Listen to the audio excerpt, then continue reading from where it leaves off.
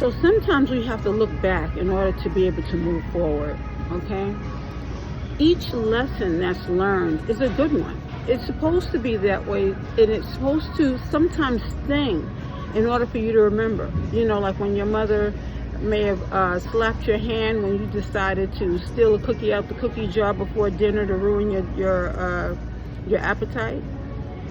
So when we were little, younger, my father, I remember him begging my mother to have us with him, and she said, "Listen, Joe, every time I let you take the kids, you don't end up taking them to where you're saying. You end up taking them, dropping them off places. I need to know that they're going to be okay, because I don't know what you're doing."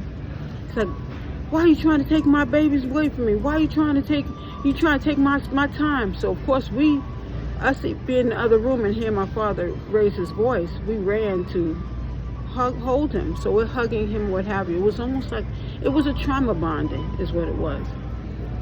And I don't think that parents take into account, that's the reason why I believe that my parents refused to. They didn't really do a lot of talking in front of us, like I told you before. But I do remember this one particular time. So we're holding, "Daddy, it's going to be okay," you know, so we're holding on to him. Next thing I know, my mother said, "Go ahead, take him. I got some stuff to do anyway today, so just take him." So he took us. And when he took us, he dropped us off at the library, said he had to go to a meeting. So I love the library, but an introduction to the library could have been him sitting down with us and reading a book. But instead he had a meeting to do, so he dropped us off. Now my brother, my older brother, because you know I'm in between he and Kent, so Joe was very upset. He saw it as he was being rejected from his father. He thought he was going to have quality time to be spent, but instead my father dropped us off. So of course him being rebellious, he went, he was in the library, and basically he terrorized the place. He started throwing things around, so the librarian had to come in and correct us or whatever. Myself and my younger brother, we went into the corner, we read a book. We were looking at pictures and, you know, doing some fantasy, you know, some fantasizing about the different pictures that we saw, superheroes, you know, we were doing that. And the librarian was very upset.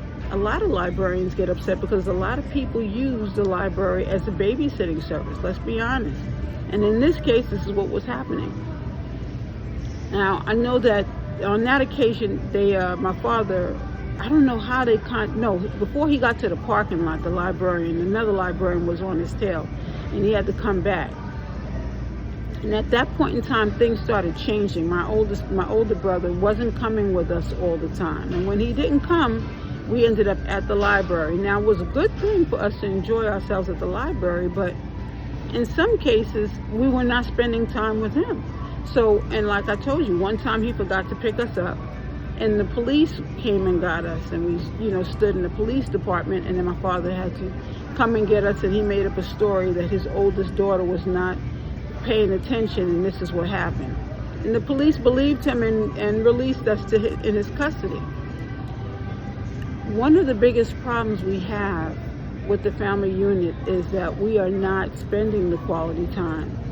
And when you don't spend the quality time and someone comes to you and says, your daughter or your son did this, you don't know your children well enough to be able to say whether that is true or false.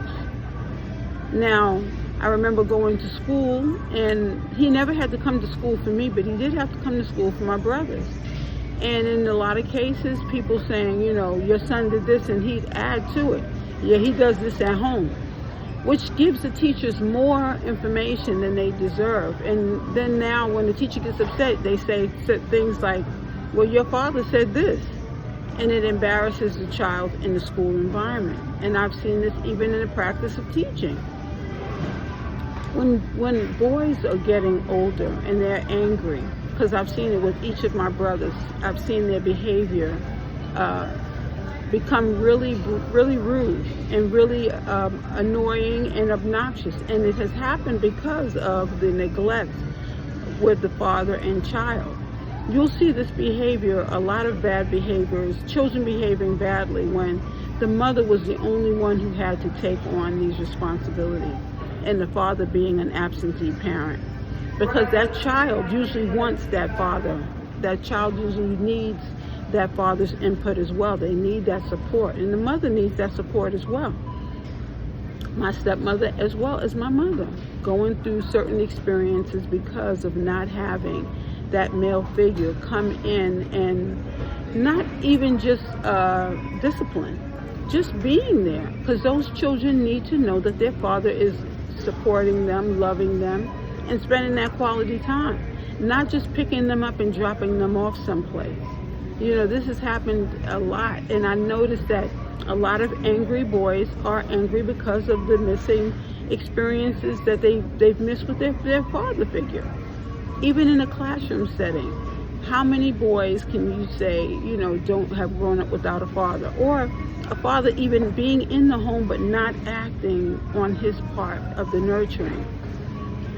I'm bringing this to the table because this is something that has to be discussed. This is something that is so easily ignored. I mean, and this is something that's happening. It's because it's happening too often. Our boys are growing into men, and they're angry men. So instead of them handling different situations in one way, sometimes they can handle it in the polar opposite. Because they did not have they didn't have the treatment, so how do they know how to treat their own children? Interaction is very important. You can have, people can say, oh, I grew up with my father. Yes, in the home. He spent the night there. He dropped you off places, but did he spend the quality time that you needed? Daughters is important too. You know, I remember on one occasion, a man going to see his daughter in school. And he's speaking to the teachers, and you know, he has to go to the loo. So he goes to the men's room, and he sees his daughter's name on the wall in the bathroom. And he says, what the heck is going on? So he confronts his daughter. And the daughter, how would she know it was painted on the bathroom walls? Well, as she gets older, and you see her behavior, now you understand the connection. Where was the father? Did the father spend quality time? This is another reason why they have this daughter and daddy dance or dating. They have this to show the daughter what she's supposed to expect in a male figure, in a male, in a husband, in a boyfriend. You notice how the Muslim people, they don't even court. They basically, you meet the person and there's certain interactions and then they're married automatically, because if the person is not, if there's no person in between to act as a guardian to the female, the male may sometimes, you know, go too far. You know, in the United States we date, but you know, there's a certain protocol, there's a certain system that is really not in place. So being chaperoned in different faiths is important, because they want to know that this young lady is going to be able to get married to a good person, and they want to know that the female is a good person as well. So they're getting to know each other with a chaperone in certain cases. What I'm trying to get down to is the development of relationships. What exactly is implemented? We need to make sure that our father figures, if they're not spending the time with our boys, that we have a mentorship, some form of a system that's put in place so that our boys are able to have that male role model, to be able to help them to know what they're supposed to do in certain cases. Not to just hang out and sit down and enjoy yourself with this female. Next thing you know, you're carrying on in a whole different way. Father figures are very important, just like mother figures are important. They're important because the young lady learns from her mother, and the young boys learn from their mother. And when they're learning, this is their first teacher.